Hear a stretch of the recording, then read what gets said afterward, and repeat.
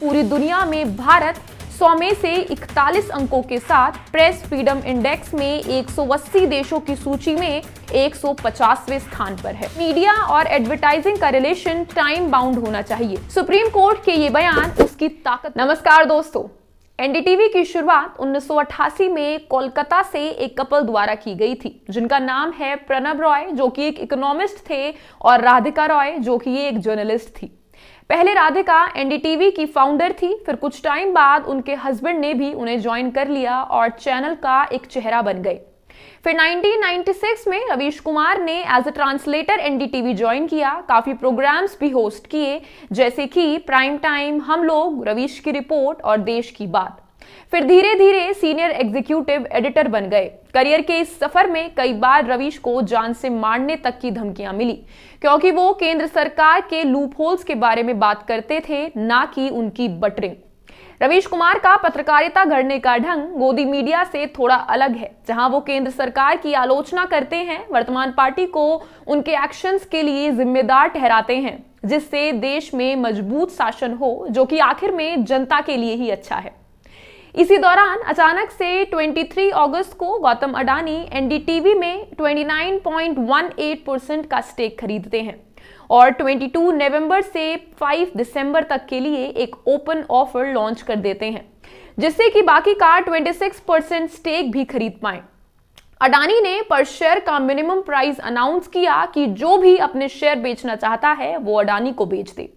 इसके बावजूद भी अडानी 26% के 1/3 हिस्सा यानी कि 8% स्टेक ही हासिल कर पाए।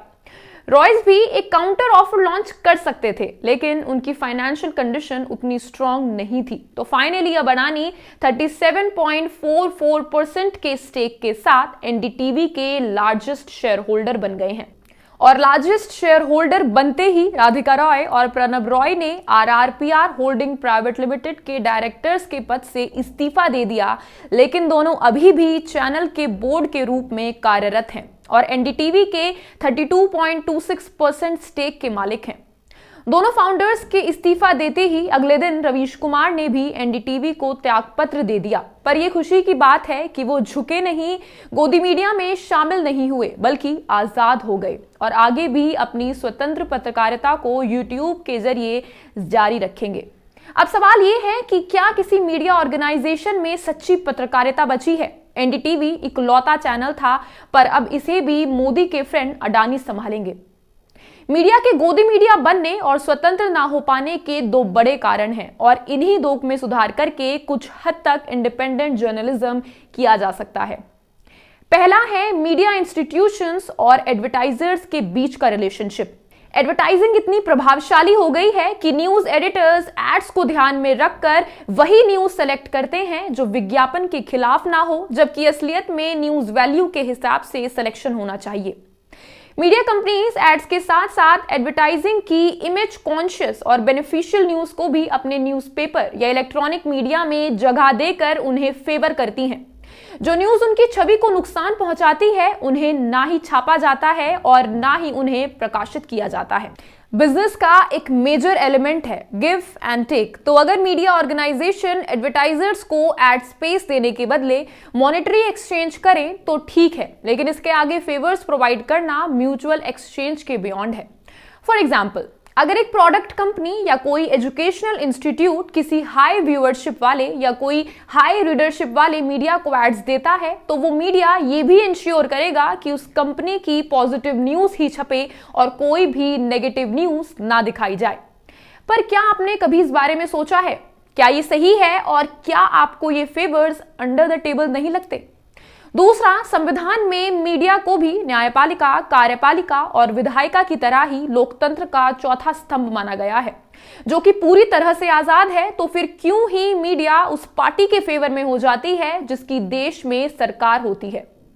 वर्तमान में सारे स्वतंत्र मीडिया चैनलों को देश के बड़े व्यापारियों द्वारा खरीद लिया गया है, जिससे मीडिया सेक्टर मोनोपोली की तरफ जा रहा है। और इन सब कारणों की वजह से ही पूरी दुनिया में भारत 100 में से 41 अंकों के साथ प्रेस फ्रीडम इंडेक्स में 180 देशों की सूची में 150वें स्थान पर है। तीसरा, ज्यादातर न्यूज चैनल्स फैक्ट्स और फिगर्स पर बात नहीं करते। इनफैक्ट पार्टीज के स्पीकर्स भी ज्यादातर धार्मिक और राजनीतिक मुद्दों पर बेबुनियाद बहस करते हैं और जनता को गुमराह कर देते हैं। फॉर एग्जाम्पल, जब मैंने खुद न्यूज चैनल का एक प्रोग्राम अटेंड किया, तब भी किसी स्पीकर ने कोई एक्यूरेट जवाब नहीं दिया और ना ही कोई प्रैक्टिकल सोल्यूशन दिया किसी भी प्रॉब्लम का। बस शब्दों के बाणों से एक दूसरे पर वार जरूर किए। मीडिया को न्यूट्रल होना चाहिए, फिर हमें राइटिस्ट क्यों दिखाई दे रही है? इसका सलूशन है कि मीडिया और एडवर्टाइजिंग का रिलेशन टाइम बाउंड होना चाहिए। नेगोशिएशन सिर्फ एड्स और उसके प्राइस को लेकर होनी चाहिए, ना कि न्यूज मैनिपुलेशन या एडिटर्स द्वारा अननेसेसरी गेटकीपिंग को लेकर। दूसरा पॉइंट है सुप्रीम कोर्ट, जो भारत के प्रमुख और निष्पक्ष संस्थानों में से एक है। आए दिन हम न्यूज़पेपर्स में पढ़ते हैं कि सुप्रीम कोर्ट ने केंद्र सरकार से पूछा सवाल, कभी इलेक्शन कमीशन अरुण गोयल की अतिशीघ्र नियुक्ति को लेकर, तो कभी जजों की नियुक्ति में देरी को लेकर, और कहा कि नियुक्ति समय पर नहीं हो रही है। जो नाम हमारे द्वारा भेजे जाते हैं वो केंद्र सरकार को पसंद नहीं आते। फिर 8 नवंबर 2016 में हुई नोटबंदी के 6 साल बाद भी रिजर्व बैंक और केंद्र सरकार उससे रिलेटेड जरूरी डॉक्यूमेंट्स कोर्ट में पेश करने में असमर्थता जाहिर कर रही है। जब आरबीआई के वकील जयदीप गुप्ता की इस दलील पर कि आर्थिक नीति के निर्णयों की न्यायिक समीक्षा नहीं हो सकती, सुप्रीम कोर्ट ने कहा कि हम हाथ पे हाथ रखकर नहीं बैठ सकते और इसीलिए हम फैसले के तरीके की जांच करेंगे। सुप्रीम कोर्ट के ये बयान उसकी ताकत को दर्शाते हैं। सुप्रीम कोर्ट के फैसले जनता को हमेशा संतुष्ट करते हैं। फॉर एग्जाम्पल, जिस इंडियन साइंटिस्ट नबी नारायण को जासूसी केस में दोषी करार दिया गया था, सुप्रीम कोर्ट द्वारा उनकी इन्वेस्टिगेशन होने पर उन्हें बाइज्जत बरी कर दिया गया, क्योंकि वे असल में बेकसूर थे। बस इसीलिए सुप्रीम कोर्ट पर हर कोई विश्वास करता है। ये एकमात्र ऐसी ऑर्गेनाइजेशन दिखती है जो केंद्र सरकार से भी खुलकर सवाल करती है। तभी सुप्रीम कोर्ट अपने स्ट्रॉन्ग और इफेक्टिव डिसीजन से आज की मीडिया को राजनीतिक कुप्रभाव से आजाद कर सकती है और बायस्ड मीडिया को अनबायस्ड बना सकती है। धन्यवाद। जय हिंद।